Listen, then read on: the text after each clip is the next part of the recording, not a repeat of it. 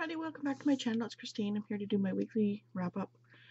I keep forgetting to do, well, I don't keep forgetting, I just never get a chance to do Friday reads, but we'll see. And please don't disregard these red marks. They're from my sleep apnea machine. So, the first book I finished reading was Patricia Briggs' Bloodbound, and it's book 2 in, oh, I can't even think what the series is called.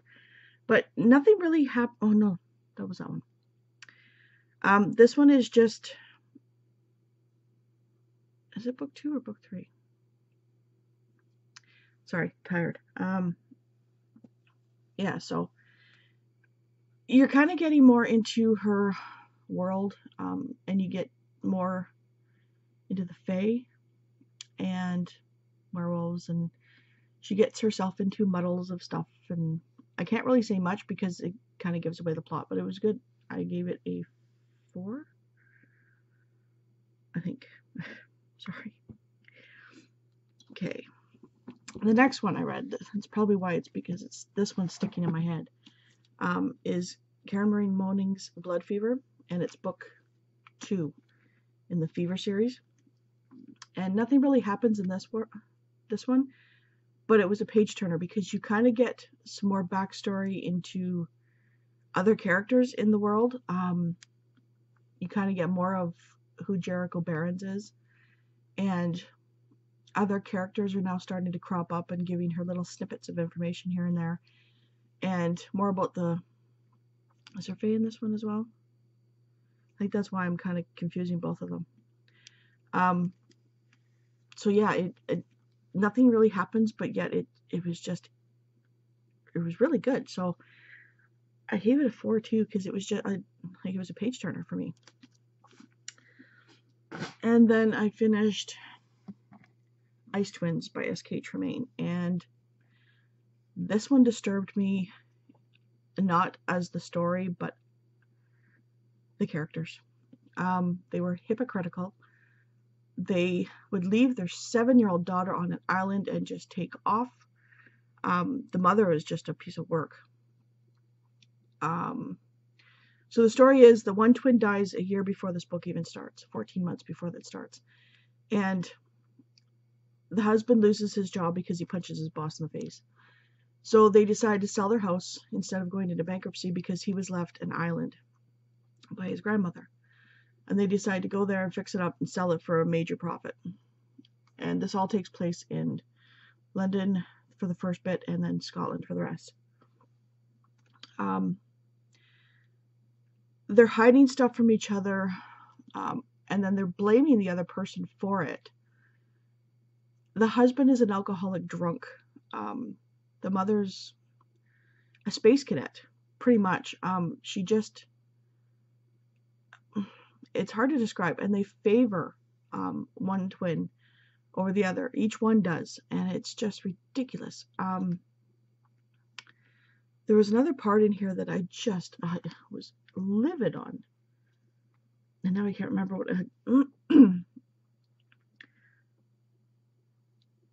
but the mother just doesn't seem to be, I wouldn't say there, she's just not concerned with anything that has to do with the daughter, but yet she's, oh, my daughter died, my daughter died. So I can't remember if I gave it a 2 or a 3, because I did appreciate the ending, but the majority of the book was a 2 for me, because it was just unreal. Like, you don't leave your kid on an island. You don't hide things from your husband, especially when it concerns the living twin. And you don't hide things from your wife when it concerns the living twin, because you're afraid to hurt their feelings, like the mother's feelings. It was just, the characters just absolutely sucked in this book. Their choices were just ridiculous. So, I am currently reading Savage Thunder by Joanna Lindsay, and it's book 2 in the Wyoming series. There is crossover, so you kind of have to read the first book first, because the characters, and I forget, like I said, I read this years ago, and I forget part of it, most of it, because I read this like when I was a teenager, so that would have been almost 30 years ago. So I just read the first couple pages because then we went to bed last night. So I just know that it's the brother of the girl in the first book, Jesse's brother, Colt. And so yeah, it's a crossover, but it's the Wyoming Territory in 1878. And me and Alana finally started our buddy read again for Lover Revealed by J.R. Ward. This is book 4, and it's Butch's story. So I'm looking forward to that. And I finally convinced my son to start reading A Series of Unfortunate Events, by Lemony Snicket. So we're reading The Bad Beginning, and he's entirely engrossed in it. Like, wow. Like, we are so thrilled because I pushed and pushed and pushed to get him to pick this one up. And I'm reading it out loud too. And from the very first page, he was just engrossed. So that's a good thing because we're trying to find him books that he will be happy to read. So, in talking with his teacher had mentioned, we had mentioned what he likes to read about, or we're finding out that he likes to read about witches, wizards, magic, stuff like that. Even though A Series of Unfortunate Events isn't it. But anyways, so he recommended Artemis Fowl by Ian Colfer. I'm not sure if that's how you pronounce it. So I read him the description, and his teacher has these all in his classroom, but you know, when you get a recommendation from your teacher, it's kind of like, So when we came home, and I read him the description of this, he's like, yeah.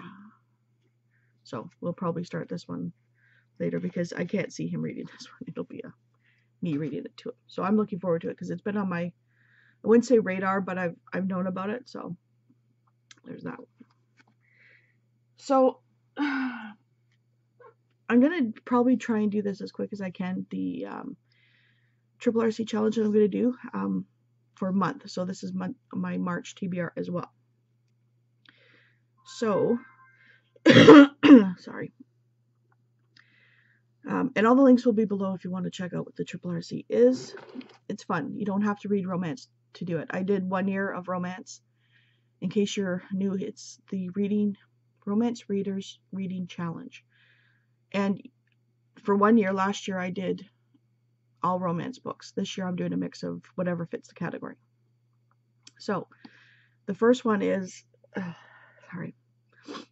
M is for March. Read a book that starts with M, or a book whose author's first or last name starts with an M. And I chose, where did it go?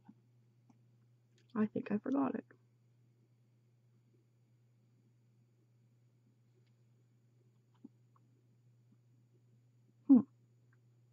Hold on.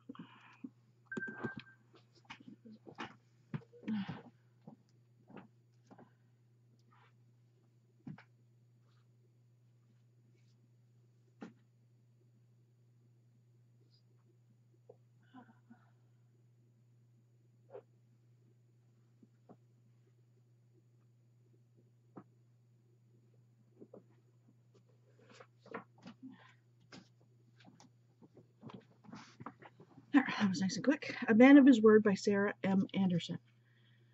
Like I said, I don't know much about this one. But, man, there's the M.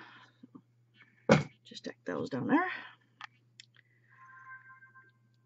Challenge 2. Olympian Gods and Goddesses. Eris. He was the son of Zeus and Hera, both of whom hated him. According to Homer, Eros, more commonly known as Cupid, was the child of Eris and Aphrodite. Eris was most notably referred to as the god of war. He represented the unpleasant aspects of battle.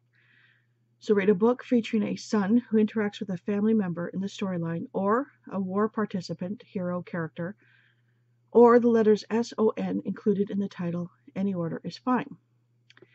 So that one I chose Something About You by Julie James. And you know I hate ebooks. They just, oh no, it's not going to load. There we go. I just don't get the satisfaction out of them. I don't get as in-depth of the story as I could get. And migraines, ebooks are just not for me. So anyways, challenge 3 is featured author challenge, and the author is Cindy Gerard. And my library has nothing of her.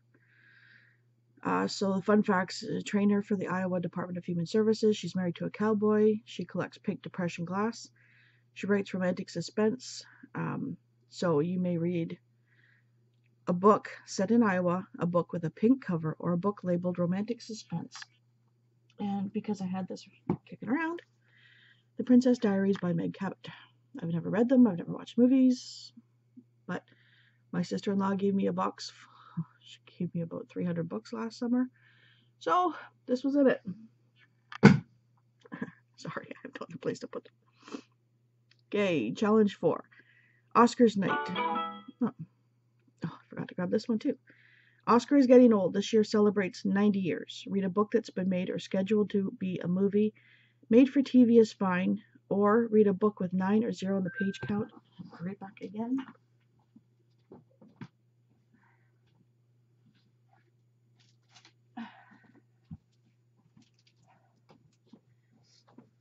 Oh, sorry. Ooh, okay. I've never read this. I've never seen the movie. I was kind of hoping to read it to my son too, because I heard it's pretty good. And it's Holes by Louis Sachar. I have no idea. So we shall see. Sorry for the disorganization today. Okay, challenge 5. National Girl Scout Day, March 12th, recognizes and celebrates the creation of the first Girl Scout group. In 1912, Juliet Gordon Low started the first group in Savannah, Georgia with 18 girls. And here in Canada, we have Girl Scouts, or Girl Guides.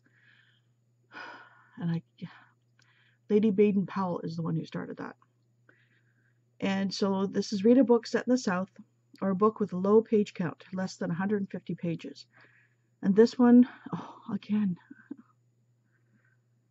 I'm not running to get it because I don't know exactly where it is, but it's The Notebook by Nicholas Sparks. And I think that is it's in the South. I haven't seen the movie. I'm not to me, okay. If you've been with me a while, you'll understand the term it's a Kim movie. My sister-in-law is a major chick lit book fan, and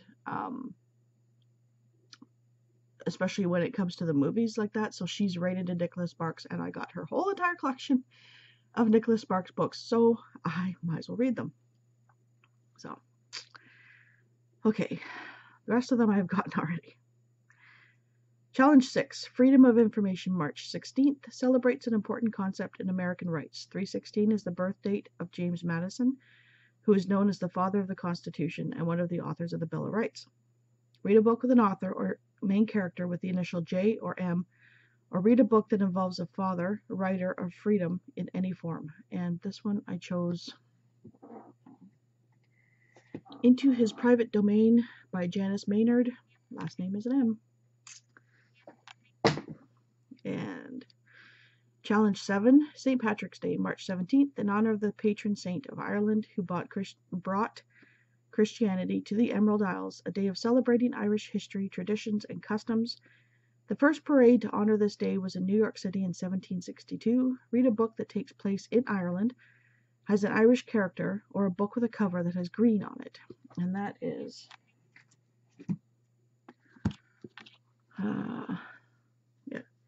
Jewels of the Sun, Book 1 of the Gallaghers of Ardmore trilogy by Nora Roberts. And I believe this takes place in Ireland. Local pub, yep. Hey, challenge 8, Spring Vernal Equinox, March 20th. If you live on the equator, this is the day where there's exactly 12 hours of day and night. Welcome spring. Read a book that shows blooming flowers or a bright sun on the cover, or with the word spring in the title, or a book according to your definition. Put some spring into your step, and I chose Spring Thunder by Sandra James. Spring. It's hard to tell, but there are flowers on the cover. here a little bit. Oh, Challenge 9, Near Miss Day, March 23rd. On this day in 1989, an asteroid the size of a mountain came within 500,000 miles of Earth. In interstellar terms, this is a near miss. In honor of this day, read a book with a paranormal romance, horror, thriller genre, or a book with more than 5,000 ratings. And this one I chose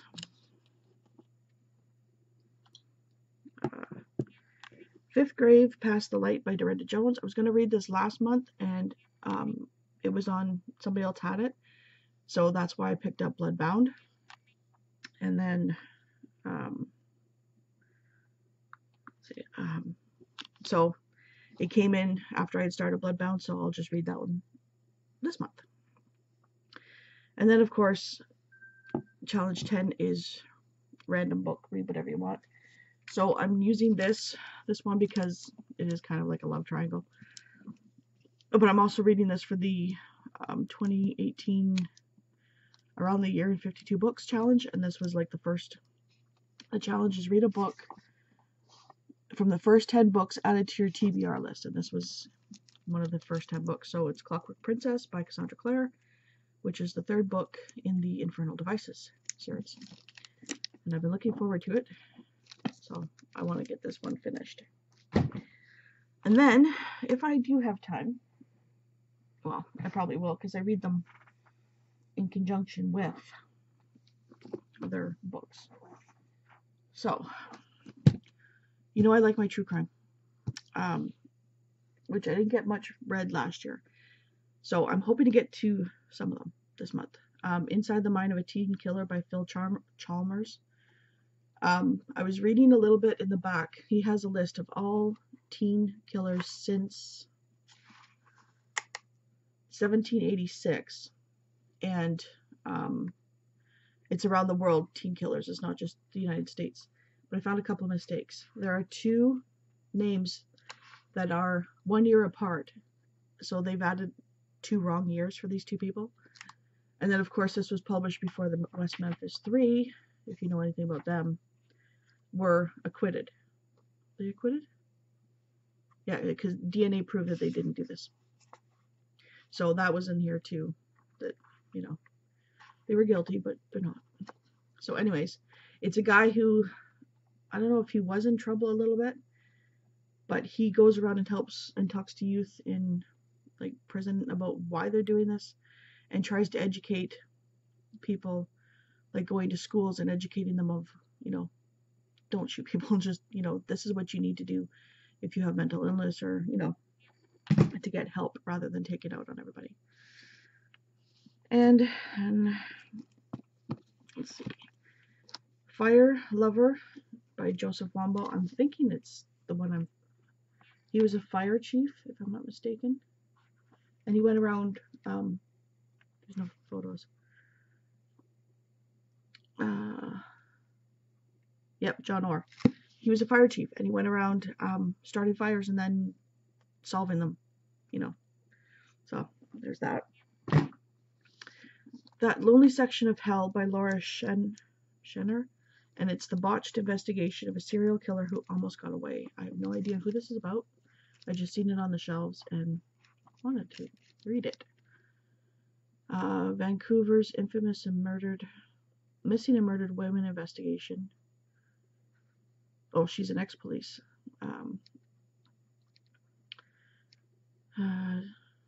Robert Picton. He's the killer that would grab prostitutes and feed them to his pigs on a farm. And he almost did get away.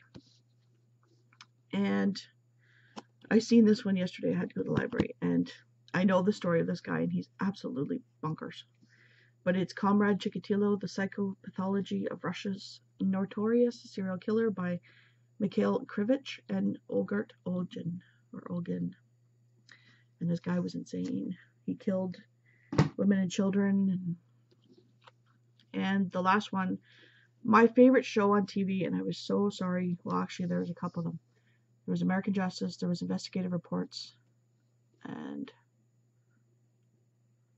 he did other things, but it's Bill Curtis, The Death Penalty on Trial, Crisis, and American Justice. I love Bill Curtis. They even did an American Justice, or was it Investigative Report? No, it was a cold case file. And they did one in our town. So, sorry that was so long. I hope to get to those. They'll probably pass over into April. So, I hope everybody has a wonderful day. Thank you for sticking around. And let me know what you guys are reading or doing. I have an order to go out today. And then I have to do a whole bunch of sewing and stuff like that. So, I'm going to be busy today. But yeah, let me know what you guys are doing, what you're reading, what you thought of any of these books if you read them. And I will talk to you later.